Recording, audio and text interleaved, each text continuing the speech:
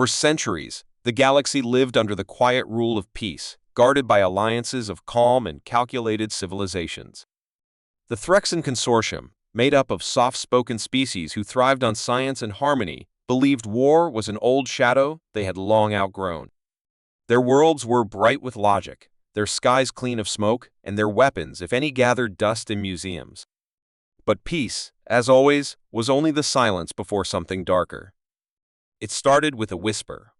An outer colony named Jural 9, a peaceful planet of forests and learning, stopped transmitting.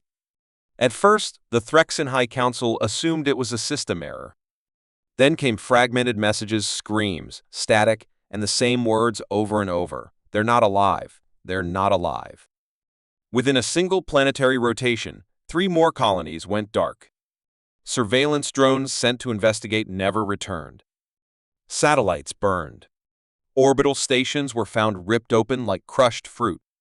Panic struck, quiet at first, then louder, until it gripped the council chambers in a silence worse than shouting. They reviewed the last known images, ships made of shifting metal, black as space, moving like creatures rather than machines. The enemy didn't communicate. It didn't negotiate. It consumed, harvested, and moved on. The Threxans had nothing that could stop it. That was when someone, an old diplomat, with shaking hands brought up the forgotten failsafe, the ancient code left by a race long exiled Deathworlders. A name spoken in uneasy tones, almost a curse among the civilized. These were the ones who had once fought a galactic war alone and left the stars burning. The humans. Violent, unpredictable, terrifyingly smart. The last time they appeared, half the galaxy bled. But now, facing extinction, the Threxans had no pride left. In a sealed chamber beneath the capital city, they activated the beacon. It was small, old, and buried under dust and warning signs. But once the code was entered, it pulsed with life, sending a signal through hidden subspace lines across light years toward the Sol system.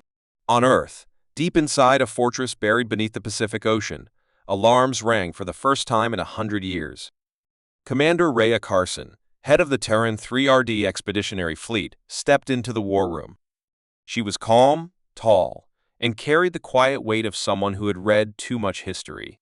Around her, officers scrambled as ancient protocols lit up, ones written back when the stars still remembered human fire. On the main screen, the signal blinked. CODEBLA, CKRAQ, UEST, FROMCOUNCIL, URGEN, TAIA, DIIUIURED. Carson said nothing at first. Her eyes scanned the incoming data, planetary loss rate, enemy fleet movement, extinction projections. She leaned forward. "Are they sure?" she asked, and the AI replied, "They've used the beacon, ma'am." They know what that means. There was silence in the room. The choice was clear: stay hidden and let the galaxy fall, or answer the call and remind the stars who the Deathworlders truly were. Carson nodded once. Prep the fleet. Across Earth's moons and colonies, black ships stirred sleek, brutal machines built for war, not beauty. Crews were recalled. Marines suited up in grav armor, their boots thudding on steel like war drums. Massive carriers powered up, their reactors humming like distant thunder. The Vanguard, flagship of the Terran fleet, led the armada as it rose from Titan shipyards, engines burning bright. Humanity wasn't coming quietly. Back in Threxan space, the consortium waited, uncertain. Days passed. Then, without warning, the stars rippled. Space bent, and the Deathworlders arrived. Terran ships broke through hyperspace, like a blade through water. Black and silver, shaped like weapons themselves, they dwarfed Threxan vessels. No decoration, no elegance, just raw purpose. The lead ship hailed. The voice that came through was smooth but sharp. "This is Commander Carson of the United Terran Fleet. You asked for help. We're here to give it." The Threxan ambassador, barely composed, addressed the humans in trembling tones, explaining the attacks, the silence, the hopelessness.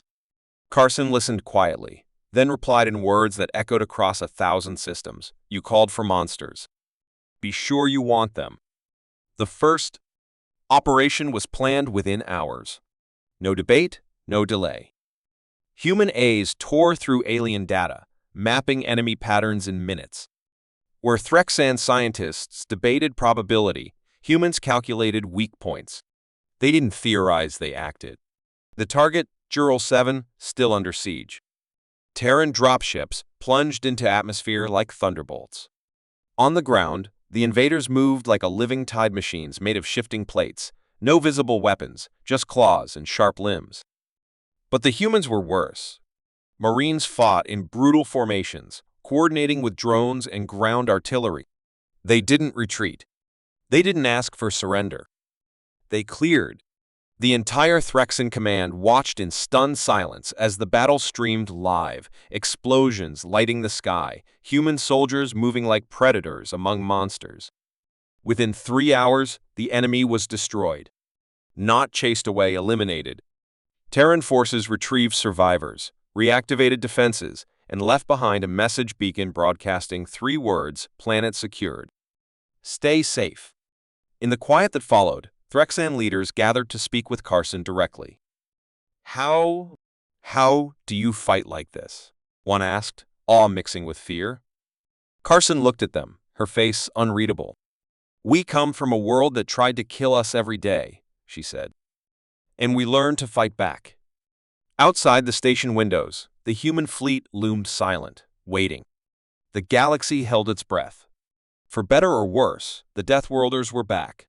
The sudden appearance of the Terran fleet in Threxan space changed everything. For centuries, no human ship had been seen beyond their solar system's edge, and now here they were, sleek, dark, and intimidating vessels cutting through the stars like shadows. The Threxan government had barely prepared for this moment, caught between relief and fear. The humans who had once been whispered about as legends of violence were now real, standing like towering giants among the delicate Threxan ships that looked fragile in comparison. Commander Rhea Carson stood on the bridge of the Vanguard, watching the screens that displayed the serene yet anxious faces of the Threxan diplomats. When the Threxan ambassador boarded the Vanguard for their first meeting, the tension was thick. The ambassador's eyes searched Carson's, a mix of hope and desperation barely contained beneath years of peace. Carson, in return, held the calm strength of a soldier who had faced darkness many times. You called for monsters, she reminded them quietly, and monsters are what you will get. The Threxan ambassador nodded, understanding the price of that call. The humans did not pretend to be heroes. They were tools forged in the fire of countless battles, with a way of thinking and fighting that was harsh, direct, and unrelenting. While the Threxans spoke carefully in diplomatic circles, the humans moved fast. In less than hours, battle plans were drawn up, and the Terran fleet shifted from arrival to assault mode. Using their superior technology and battlefield experience, the humans analyzed the enemy's attack patterns, discovering how these strange black biomechanical ships operated not as individuals, but as part of a single terrifying organism.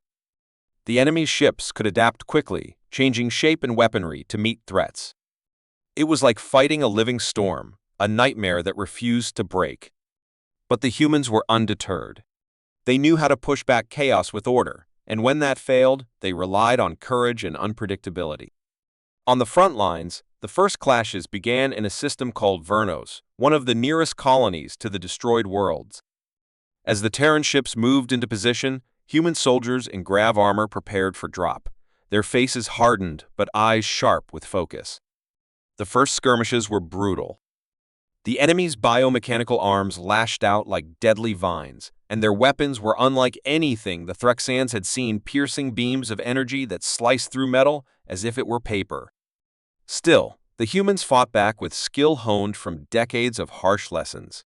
Commander Carson coordinated orbital strikes with surgical precision, and Marines on the ground used guerrilla tactics that the enemy was slow to understand. The enemy adapted fast, learning from each encounter, forcing the humans to think faster, move smarter. Despite the chaos, the humans never lost control. The Threxan observers watched as humans fought side by side with their soldiers, their tactics foreign but effective.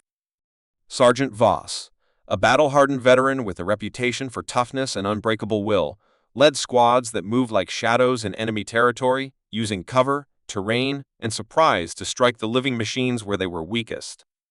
A young Threxan scientist assigned to the team, Lyra, learned more about the human way of war in days than in years of study. Voss taught her to shoot, to move quietly, and above all, to never give up. The battles were messy, close, and deadly, but each victory was a beacon of hope. News spread quickly across the galaxy. Humans were fighting again, and they were winning. Yet with every success came new dangers. The invaders grew more cunning, more relentless. Terran analysts discovered that the enemy was not just attacking, they were gathering. Each destroyed colony left behind strange harvesters that stripped the planet's resources in minutes, sending what they collected back through unknown channels deeper into space. The humans realized they were up against an intelligence, a hive mind controlling the swarm of ships. It was ancient, cold, and driven by a purpose beyond simple conquest. It sought to erase life that did not fit its vision of order. The more the humans fought, the more the enemy changed. They evolved tactics, weapons, and even started using captured technology against the Terrans. In one heart-wrenching battle, a human destroyer named Ironclad was lost in a blaze of fire and plasma. The crew's last transmissions were filled with bravery and determination, rallying their allies to hold the line. Commander Carson watched the screens, the names of lost soldiers scrolling silently. Her heart steeled, knowing that each sacrifice made victory possible. Meanwhile, political ripples spread. Not every species welcomed the return of the Deathworlders. Some saw humans as a threat, a reminder of past wars and terrible losses. Others feared what humanity's return meant for the fragile balance of power. Carson found herself navigating a maze of alliances and suspicion, trying to keep the fragile coalition united. The galaxy was no longer peaceful, but it was alive and dangerous. The humans, once feared as destroyers, were now the best chance for survival. And as the fleet pushed forward, deeper into enemy territory, the question remained, how far were the humans willing to go? What price would they pay to end the terror? On the bridge of the Vanguard, Commander Carson stared into the void, ready for the next battle, knowing that the arrival of the black ships was only the beginning of a war that would change everything. The galaxy watched, waiting, wondering if these monsters called humans were salvation or doom. After the fierce battles and the arrival of the Terran fleet, the galaxy was no longer the calm place it once seemed. The once peaceful Threxan worlds now felt the weight of old fears and deep uncertainties. Commander Rhea Carson stood at the heart of this growing storm, watching the endless flow of reports and messages coming from the front lines. The biomechanical invaders were still out there, more dangerous than ever, but what worried Carson and her team most was not just the enemy itself, it was what the return of humanity meant for the galaxy's fragile peace. The echoes of past wars rang loud in the minds of many. Stories from decades before, when humanity's last war had torn through star systems, destroying entire civilizations, were still told with a mix of fear and respect. Some of the older species remembered humans as unpredictable monsters, capable of terrible destruction, but also incredible resilience. Now, the same species that had once been avoided and feared were back in the middle of the galaxy's worst crisis, fighting a brutal war again. Yet the humans were not alone. Alongside the fierce Marines, humans and Threxans began to learn from each other. Sergeant Voss, grizzled and battle-hardened, took a young Threxan science officer named Lyra under his wing. Lyra had grown up studying comm theory and data analysis, but now she found herself in the heart of a war zone, learning what it meant to survive on instinct and courage. Voss taught her how to move quietly, how to watch for danger, and how to fight when there was no room for hesitation. The bond between the two became a symbol of the fragile alliance between humans and Threxans, a union born from necessity but growing into something stronger. Still, the biomechanical enemy grew smarter. Their ships began to adapt faster than before, changing tactics to avoid the heavy bombardments and ground strikes the humans favored. Reports came in of new enemy forms larger, more armored, and equipped with strange weapons that drained energy from human systems. The enemy was no longer just attacking, it was evolving, learning from each battle like a living, thinking organism. Meanwhile, the humans made a disturbing discovery. The invaders were harvesting not only resources but also biological material from the planets they attacked. There were whispers that the enemy was experimenting, combining technology and life in ways no one could fully understand. This was no simple war. It was a battle for the survival of what it meant to be alive. On the political stage, the return of humans stirred fear and uncertainty. Some species welcomed their arrival, grateful for the strength humans brought. Others saw them as a threat, a reminder of a violent past that many wished to forget. Suspicion and old grudges resurfaced in council meetings and secret discussions. Carson found herself caught between worlds, needing to keep alliances strong while preparing for an uncertain future. She understood that humans were not perfect. Their history was filled with mistakes and violence. But they also had a fierce determination and a will to protect that few others possessed. As the war dragged on, losses mounted. The human destroyer Ironclad was lost in a sudden ambush, its crew's bravery inspiring all who heard their final transmissions. Carson watched the list of fallen soldiers with a heavy heart but never allowed despair to take hold. She knew that each sacrifice brought the galaxy closer to survival. In quiet moments, she would think back to her own past on Earth, a world scarred by conflict and hardship, where survival had meant learning to fight smarter and never give up. Those lessons were now being tested on a grand scale, beyond anything she had imagined. The galaxy itself seemed to be holding its breath, waiting to see what humans would do next. The biomechanical enemy, ancient and relentless, showed no signs of stopping. It was clear that the battle would not be won through strength alone. The humans and their allies would need to understand the enemy's true nature and find a way to stop it at its source. As the fleet prepared for the next move, whispers spread of a hidden command center, a dark heart controlling the swarm of machines from deep space. Carson knew this was the key to victory or total defeat. The stakes had never been higher. The shadows of the past, with their fears and regrets, stretched across the stars, but within those shadows burned a stubborn light, the fierce, unyielding spirit of humanity. This was more than a war. It was a test of will, courage, and what it truly meant to survive when everything you know is threatened. The galaxy had called the Deathworlders, and now it awaited the answer whether humans would be the destroyers they once were feared to be or the saviors the galaxy desperately needed. The echoes of fear and shadows of the past were loud, but the future remained unwritten, held in the hands of those brave enough to face the unknown. After weeks of relentless fighting and careful tracking, the combined forces of the Terran fleet and their Threxan allies finally located the source of the terrifying biomechanical swarm, the heart of the Hive. It was not a place marked on any star map, hidden deep within an uncharted sector where dark matter clouds swallowed starlight and twisted space itself into strange, unsettling shapes. Commander Rhea Carson stood on the bridge of the Vanguard, her eyes fixed on the ghostly images coming from the fleet's long-range scanners.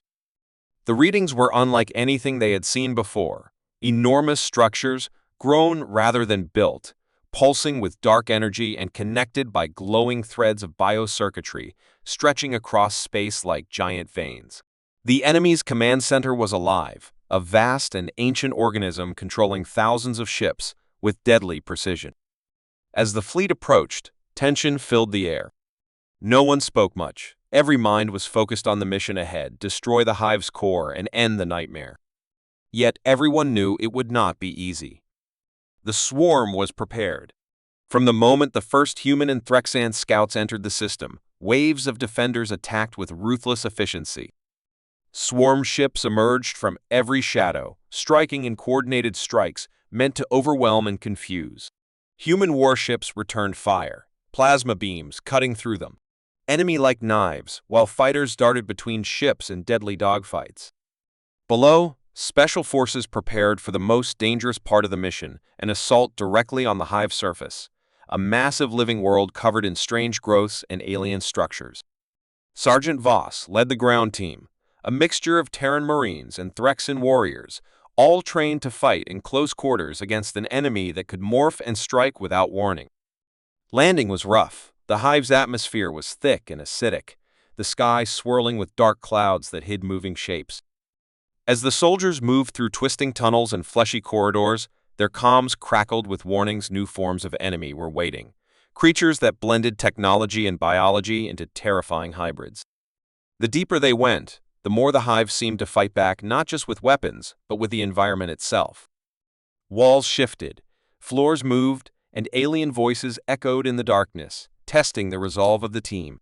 Voss pushed his squad forward, urging caution but demanding speed. Every step was a battle of wills, a fight to stay alive in a place designed to kill. Above them, the Vanguard and its sister ships kept the skies lit with constant bombardment, targeting enemy reinforcements and trying to break the hive's defenses from space. Commander Carson coordinated the strikes, her calm voice guiding pilots and artillery units through the chaos. The cost was high.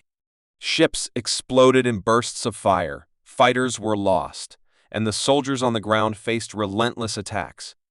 Yet, with each advance, they found clues, strange devices pulsing with energy, alien symbols carved into walls, and data caches revealing the hive's true purpose. It was not just a war machine. It was a seed, a spreading infection designed to conquer and reshape entire worlds. And at its center was the mind controlling it all, an intelligence older than the galaxy's first stars, cold and merciless. When the ground team finally reached the core chamber, they faced their greatest challenge. The hive's heart was a colossal organic machine, its surface writhing with tendrils and glowing with an eerie light. It was guarded by massive bioconstructs, creatures that moved with terrifying speed and strength, blending armor and muscle in impossible ways. The battle was brutal and desperate. Marines and Threxan warriors fought side by side, using every weapon, every tactic to break through the defenses. Sergeant Voss was in the thick of it, leading charges, calling out orders, and never giving an inch. Commander Carson coordinated with orbital forces to time their attack, knowing that if the hive's core survived, the war would continue and countless lives would be lost. Finally, after hours of fighting and sacrifice, the team planted explosives deep within the core's organic structure. As they retreated, the hive began to collapse, its defenses failing and its control over the swarm weakening. The explosions rocked the chamber, sending shockwaves through the living world and shaking the stars themselves. Back on the Vanguard, Carson watched the hive's destruction on the main screen, relief and exhaustion mixing in her voice as she ordered the fleet to pull back. The enemy's control was shattered, but the cost was clear. Many ships were lost, and the ground team had suffered heavy casualties. Yet, the victory was undeniable. The hive was broken, its dark heart destroyed. But even as the fleet celebrated, a new unease settled over the galaxy. The biomechanical swarm was not completely defeated. Fragments of the hive were scattered across space, and whispers of other nests hidden in distant systems began to reach the commanders. The war was far from over. And with the hive's mind destroyed, something else stirred, a new intelligence, cold and calculating, ready to rise from the shadows and continue the fight. Commander Carson knew that the galaxy had survived this battle, but the future was uncertain. The Deathworlders had struck a powerful blow, but the enemy was adapting, evolving, and growing more dangerous. The question was no longer if the war would continue, but how long the galaxy could hold on before the darkness returned. As the Vanguard led the fleet away from the dying hive, the stars around them flickered, and a silent warning echoed through the void. This was only the beginning. The destruction of the hive's core should have been the end of the nightmare, but as Commander Rhea Carson watched the remnants of the enemy scatter into the blackness of space, she felt a cold truth settle deep inside her. This war was far from over, and the chaos humanity brought was not just destruction, but something the galaxy desperately needed, whether they understood it or not. The Deathworlder fleet moved cautiously through the shattered system, their sensors scanning for any sign of surviving threats. But what they found instead was silence, heavy and unnatural, broken only by the distant echoes of dying stars and drifting debris. The Allies gathered in quiet contemplation, knowing full well that while the hive's heart had been crushed, the swarm itself was resilient beyond imagination, like a shadow that could never be fully erased. In the following days, reports came in of scattered pockets of enemy forces, remnants seeking refuge in forgotten systems and dark corners of the galaxy. The enemy was retreating, yes, but their retreat was strategic, a step in a much larger plan. Carson realized that what the galaxy faced was not a single enemy, but a force that thrived on chaos, one that adapted through destruction and grew stronger with each defeat. Humanity's brutal approach, so feared and hated by many, was precisely what the galaxy required to survive this threat. The humans, shaped by harsh worlds and constant warfare, were chaos incarnate to those who prized order and peace. Yet in this chaos lay the spark of survival, a fire that refused to be put out by fear or control. The uneasy alliances between species began to shift as they witnessed the raw power and determination the humans brought to battle. Some saw them as saviors, a brutal cleansing force that shattered complacency and forced everyone to face the brutal truths of war. Others still resisted, clinging to old fears and memories, warning that the chaos the humans brought could consume the galaxy itself if left unchecked. But Carson knew the truth. Without the chaos, the fierce, unpredictable force of human will, the galaxy would fall into a slow death under the cold grip of the biomechanical swarm. The war revealed the deeper fault lines within the galaxy's politics and culture.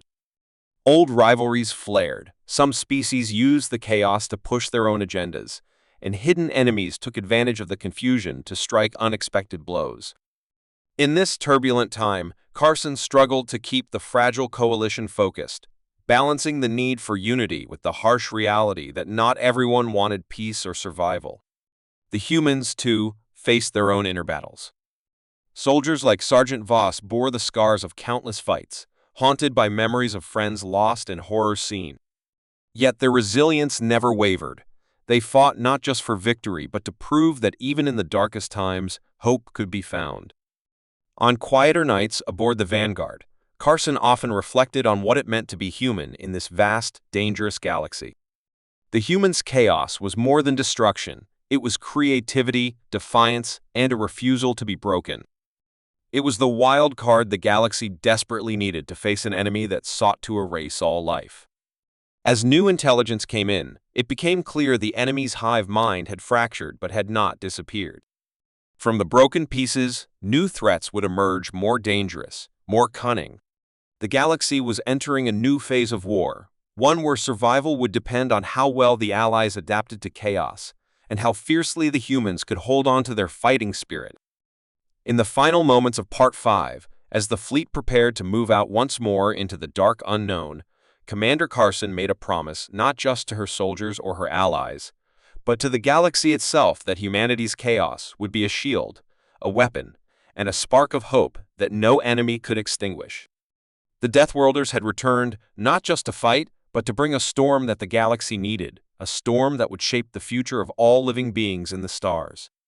The chaos was coming, and with it, the chance for a new dawn.